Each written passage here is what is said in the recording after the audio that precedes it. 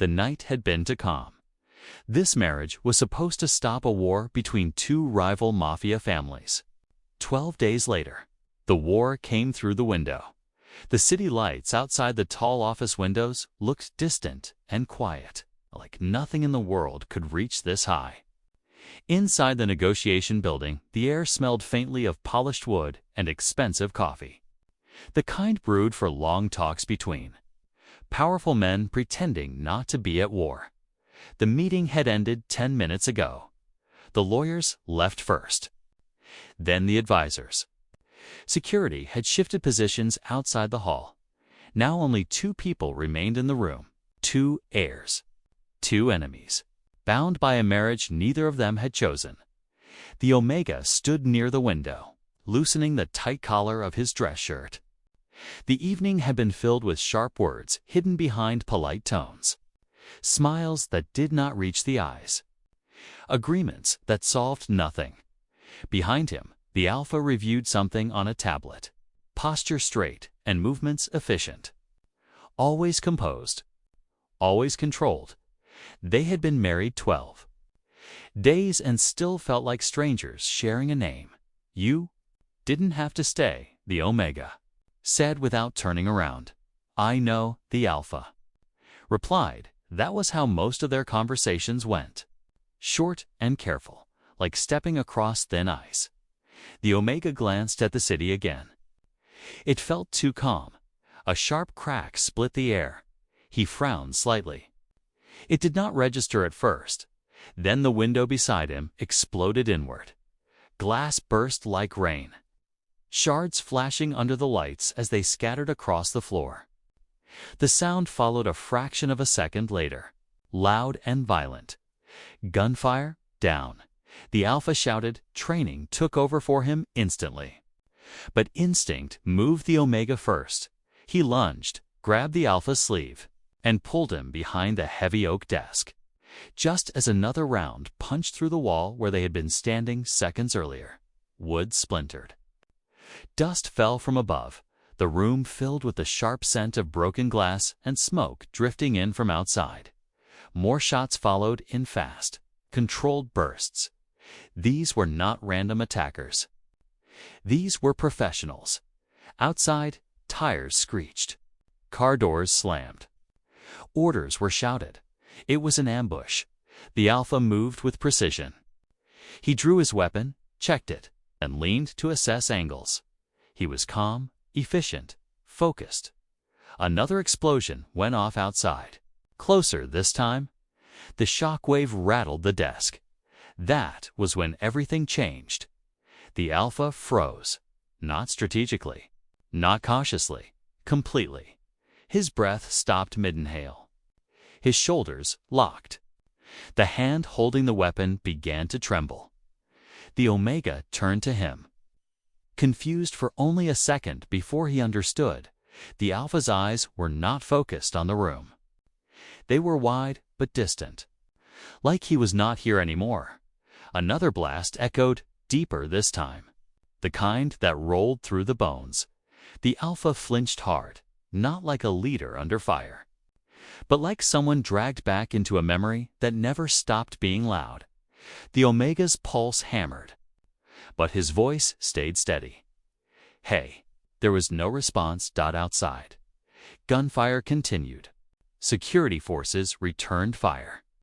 Sirens wailed somewhere far below, but in that moment, the Omega understood something critical. The Alpha was not reacting to this attack. He was reliving another one, and he was losing. The Omega made a choice that had nothing to do with family alliances or strategy. He moved closer, slow enough not to startle him. "Can I touch you?" he asked quietly. The Alpha did not answer. His breathing was shallow and uneven. Another explosion shook the building. The Alpha squeezed, his eyes shut like he was bracing for impact. That was not coming. The Omega held his ground. "I'm right here," he said. A pause followed. Then, the smallest nod. The Omega reached out and took his hand. It was warm, shaking, human. Here, the Omega said, firm but calm. Not there. You're with me. Look at me. Seconds passed. Then the Alpha's focus shifted slowly. Like someone surfacing from deep water, his breathing steadied just enough to function, just enough to come back. Gunfire still echoed outside. The danger had not passed, but something invisible had shifted between them, because in the middle of an ambush, with enemies closing in, the most dangerous thing in that room was not the bullets, it was the past the Alpha could not escape, and the Omega had just stepped into it with him. This was day 12 of their marriage, and it was the first time they truly saw each other. Part 2. 12 days earlier, the war had already been decided. It simply had not started yet. The Omega knew something was wrong the moment his father dismissed the staff from the breakfast room. No one was allowed near the long dining table except family when decisions had already been made, not discussed. You will be getting married, his father said calmly, stirring his tea as if he were commenting on the weather. The Omega did not react. He had grown up in a world where love was a luxury and marriage was strategy. Still, the word settled heavily in his chest. To who? He asked. Their heir. That was all that needed to be said. The rival family. The ones whose territory bordered theirs like a line drawn across a map that had never stopped bleeding. Years of tension, silent competition, and power balanced on a knife's edge. This marriage was not a celebration. It was a ceasefire disguised as one. When the Omega asked, 12 days was not enough time to process, but more than enough time to feel the weight of it. The wedding was held at a neutral estate outside the city. It was guarded, controlled, and watched by people who trusted no one. There was no music and no laughter. Crystal glasses sat untouched on silver trays while conversations remained quiet and careful. The Omega stood in formal black, posture perfect, and expression unreadable. He had practiced that face his entire life. Across the room stood the Alpha, tall, still, perfectly straight. He did not look angry. He did not look pleased. He looked like a man who had accepted something he could not change. When they stood beside each other for the ceremony, their shoulders nearly brushed. The air felt tight between them. The vows were short, legal, and binding. When it ended, cameras clicked. Hands were shaken. Peace was declared in the polite language of people who knew war might still come. The first real moment they had alone came in a quiet side hallway while security coordinated departures. The Omega finally looked at him directly. Up close, the Alpha's expression was even harder to read. But his eyes looked tired. I know this was not your choice, the Omega said evenly. It was not yours either, the Alpha replied. Silence lingered. Then the Alpha said something unexpected. I will not touch you unless you say it is okay. The Omega blinked, caught off guard. That was not politics. That was not strategy. That was personal. You do not have to say that, the Omega replied carefully. Yes, I do. His tone was not soft. It was firm, like a rule he had set for himself long ago. The Omega studied him differently after that. Because enemies were not supposed to sound careful. Their new home was not in either family's territory. It was neutral ground, modern, secure, and quiet. On the first night, the Omega noticed the Alpha place a folded blanket on the couch. You are not using the bedroom? He asked. I do not want you uncomfortable. The Omega crossed his arms. It is a large bed. A pause followed. I do not sleep well, the Alpha said. It sounded like a fact, not an excuse. So the couch became routine. Mornings were quiet. Evenings were quieter. They shared space like polite strangers on a long flight. Until the fourth night, the Omega walked into the kitchen for water and stopped. The Alpha stood, gripping the counter, shoulders tense, breathing uneven as though the air was not reaching his lungs. "Hey," the Omega said gently. There was no response. The room was not small, but the Alpha looked trapped inside it. "Windows?" the Omega asked. A faint nod, he opened them wide, letting cool night air spill in. Still, no questions. Only presence. Minutes passed before the Alpha's breathing steadied. "Thank you," he said quietly. It was the first time he sounded truly vulnerable. The Omega did not mention it the next day. But he started noticing things. How the Alpha always chose seats facing exits. How sudden loud sounds made his shoulders tighten. How he checked the locks twice before bed. This was not arrogance and not coldness. This was someone who had survived something loud enough that silence now felt suspicious. For the first time, the Omega did not see his family's greatest rival. He saw a man carrying a past that had not let go. Living together did not become easier. It became familiar. And that was somehow more dangerous, 'cause familiarity meant noticing things. The Omega noticed the Alpha never turned his back to doors. He never sat in rooms with closed curtains. He never fully relaxed. Even when he looked calm, there was a quiet alertness under his skin. Like he was listening to something no one else could hear. One evening, rain tapped steadily against the windows, turning the house into a quiet bubble. The power flickered once, then steadied again. That brief dimming of the lights changed everything. The Alpha froze. Not dramatically and not loudly. He simply went still, like a statue that could breathe. The Omega saw it from the hallway. "Hey," he said gently. There was no reaction. The Omega did not rush him or crowd him. He had learned that much already. Instead, he walked to the living room lamp and turned on an extra light, then another. The room brightened. Color returned. The space felt real again. The Alpha blinked like someone surfacing from underwater. "I'm fine," he said automatically. It was not true. And they both knew it. The Omega leaned against the wall instead of approaching. "You don't have to say that every time," he said. Silence followed. Then the Alpha surprised him. "Dark rooms are not my favorite," he said. Quietly, it was the first piece of personal truth he had offered without being asked. The Omega nodded. "Once? Okay." There was no pity and no follow-up questions. Just acceptance that changed something between them. Later that night, thunder rolled hard enough to shake the windows. The Omega woke to a sharp noise from inside the house, not outside.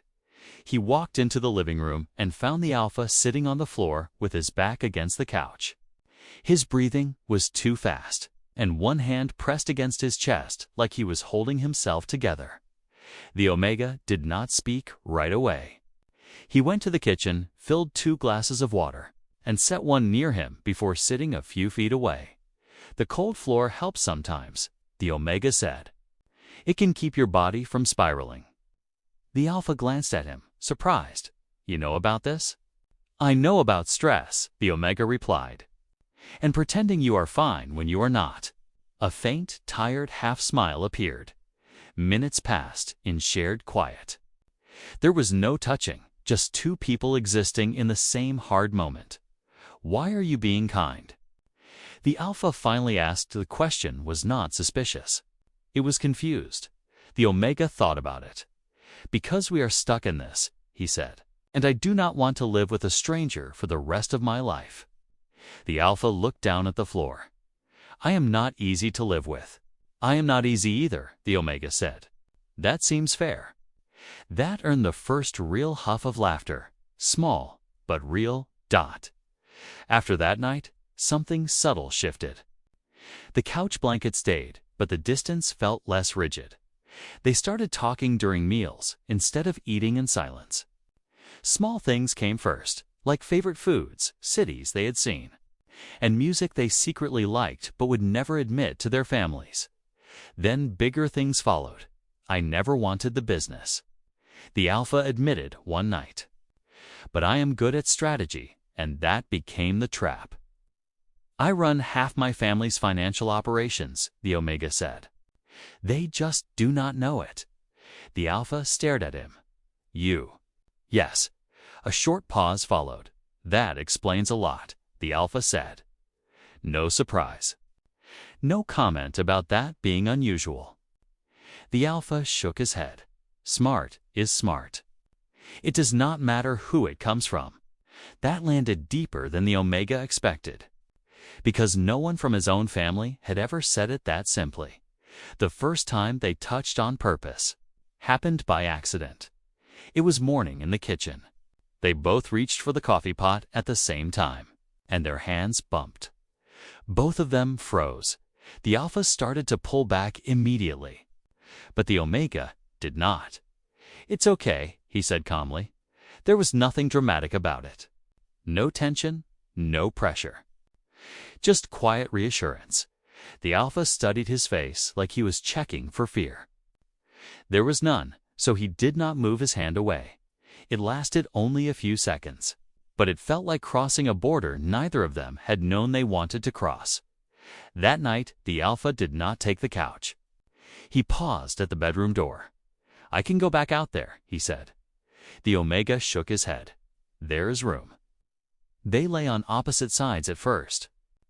Careful and quiet, but the air between them was no longer tense. It felt calm and safe. Sometime after midnight, thunder rolled again. The Alpha's breathing changed. Before the spiral could start, a quiet voice spoke in the dark. You're here. Not there. The breathing steadied. There was no panic, no fear, just sleep. This was the moment everything shifted. They were not enemies anymore. They were two people slowly becoming home to each other. Part 4. The shift did not happen all at once. It showed in glances that lasted a little too long, in quiet moments that no longer felt empty, and in the way silence between them stopped feeling like distance and started feeling like comfort. They had been married for 8 days when the call came in. Both families appeared on the screen. Both leaders watched like generals inspecting a weapon they believed they had built. Progress. The Omega's father asked. It was a loaded word. The Alpha's jaw tightened, but he did not speak first. The Omega did. We are aligned, he said smoothly. Operations will benefit. That is not what we meant, one of the rival advisors said sharply. The atmosphere in the room turned cold. They wanted proof that the marriage had done its job. They wanted control, binding, and ownership, before the pressure could grow heavier. The Alpha spoke. We make decisions together, he said calmly. That includes personal ones. His voice was not defensive or emotional. It was final. The call ended soon after, tension lingering on both sides, when the screen went dark. The Omega let out a slow breath. They do not trust peace, he said. They do not understand it, the Alpha replied. A quiet pause stretched between them. Then the Omega asked softly, Do you regret this? The Alpha did not answer right away. Instead, he stepped closer. He did not crowd him or try to claim space. He simply moved close enough that the air between them changed. No, he said. I regret how it started, not where it is going. That was the moment everything shifted. The marriage stopped being a deal and became a decision. The Omega reached for him first. The movement was slow and clear. If the Alpha wanted to step back, he had time to do so. He did not. Their foreheads touched gently. The gesture was not dramatic or desperate. It was grounding and real. Still okay? The Alpha asked quietly. Yes, the Omega replied. There were no fireworks and no urgency. There was trust, and that made the moment stronger than anything else. Outside that room, the world still saw a political alliance. Inside, it became something chosen. The next morning felt different. They no longer seemed like enemies sharing space. They felt like partners waking up in the same life. They cooked breakfast together, argued over how strong the coffee should be, and discussed security logistics like equals. The Omega noticed something else as well. The Alpha laughed more. It was not the short, polite sound he used around others. It was real, and it changed his whole face. "You look different when you are not carrying the world," the Omega said. The Alpha gave him a look. "Do not get used to it." "Too late," the Omega replied. Peace, however, never comes without testing. That night, an alert came in about a territory dispute escalating quickly. Both families expected the Alpha to handle it alone, following old rules and old thinking. Instead, he turned to his husband. "Do you want to see how we do this differently?" he asked. The Omega smiled slightly. Together. Together, the Alpha confirmed. For the first time, strategy and finance moved as one voice. The conflict was resolved before sunrise with no escalation and no retaliation. Only leverage, negotiation, and smart pressure. When the reports confirmed success, the Alpha looked at him with quiet awe. "They were wrong about you," he said. "They were wrong about us," the Omega corrected. Part 5. 6 months later, the city was quieter. Not soft and not weak, just stable. Joint operations had increased profits. Violence had decreased. Disputes ended at negotiation tables instead of in the streets. People inside both families began noticing something unusual. Working under the new leadership felt different. It was more organized, less driven by fear, and more focused on the future. In their shared office overlooking the city, the Omega reviewed financial reports while the Alpha studied territory maps. It looked like an ordinary workday, but nothing about it truly was. "We just passed last year's total in half the time," the Omega said. The Alpha leaned back in his chair. "And no internal conflicts this quarter." A knock sounded at the door. Both former leaders entered. They looked older now, and they watched carefully. "You have done well," the Omega's father said. The words sounded unfamiliar coming from him. The rival patriarch gave a single nod. "The alliance stands stronger than either family ever did alone." A brief silence followed. Then came the decision neither of them had expected. "It is time," the older man said. "You lead fully now." This was not symbolic and not gradual. It was official. When the door closed behind them, silence filled the office. The Alpha looked at his husband. "We were supposed to be a peace offering." The Omega smiled slightly. "Turns out we were a takeover." Both laughed. Not out of arrogance, but out of disbelief, relief, and the understanding that they had built something neither family believed was possible. The Alpha stepped closer and gently rested his forehead against the Omega's. "You changed everything." He said no, the Omega replied. "We did." Outside, the city continued moving as it always had. But at the top, leadership had changed.